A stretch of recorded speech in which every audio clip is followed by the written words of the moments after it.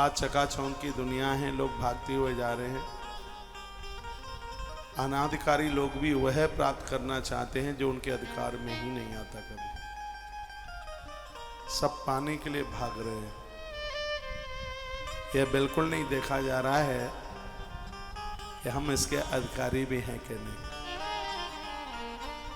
एक ऐसा युग चल रहा है, ऐसा एक वातावरण चल रहा है। कथा भूले हुए को राह पर लेके आ रही है, कथाएं समाधान कर रही हैं, कथा परिवर्तन कर रही है। मैं आपको कहूँगा जो छूटे उसे छूट जाने देना। संत और संत की वाणी को मत छूटने देना, क्योंकि जहाँ साधु है वहाँ भगवान जरूर है। मैंने रामायण में सुग्रीव के चैप्टर से यही पढ़ा। इस सुग्रीव से सब कुछ छूट गया, कुछ बचा नहीं इसके पास। बस इसने एक संत को नहीं छोड़ा, हनुमान जी को।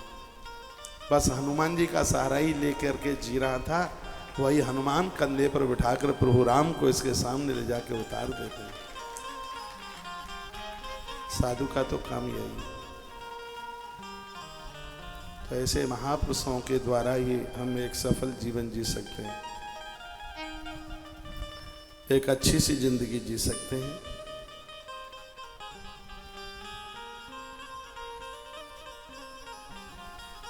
ललिता बहन अग्रवाला पूछ रहे हैं, महाराज जी 7 दिन के रुद्र अभिषेक की सही राशि क्या है? यहाँ तो सब सही होती है, गलत नहीं है। 7 दिन की 6500 रुपया, पूरा 7 दिन की।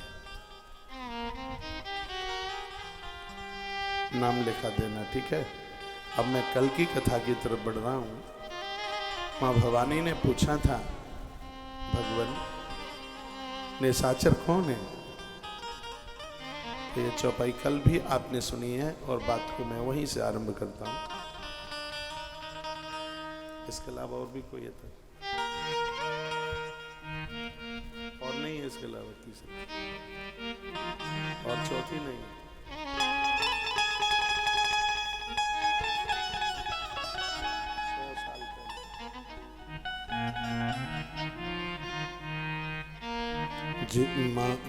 मां नहीं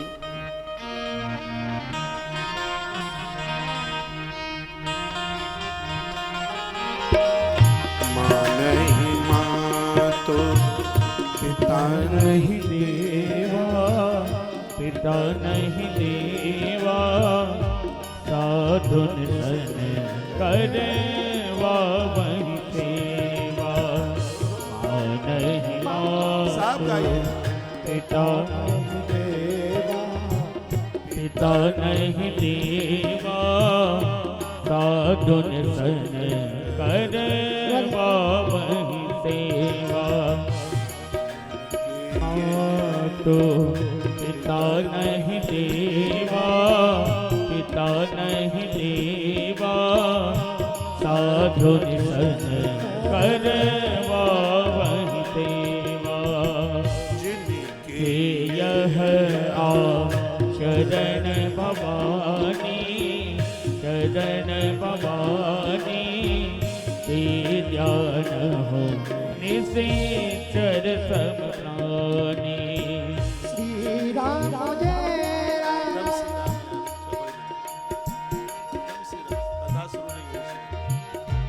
जिनके यह शरण भवानी, जिनके यह शरण भवानी, ते जान हो निश्चर सम प्राणी, ते जान हो निश्चर सम प्राणी।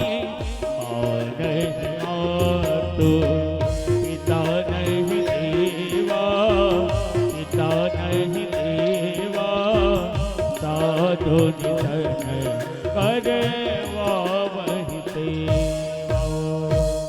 ये निशाचरों का व्याख्यान भगवान महादेव कहते हैं। मैं कहूँगा प्राणों की आहुति डाल के भी माता पिता की आज्ञा का पालन, गुरुजनों की आज्ञा का पालन हो सकता है, भगवान की आज्ञा का पालन हो सकता है, तो हमें करना ही चाहिए। दूसरे के द्रव्य को अपना मत मानिए, सच में ही अपना नहीं। दूसरों की बहू बेटियों के प्रति अपनी दृष्टि को बढ़िया बना करके रखिए। ऐसे इंसान में भगवान का दर्शन होता है, साक्षात भगवान ही है वो। ऐसे महापुरुषों का दर्शन करने से पाप ताप प्रताप संताप सब समाप्त हो जाता है।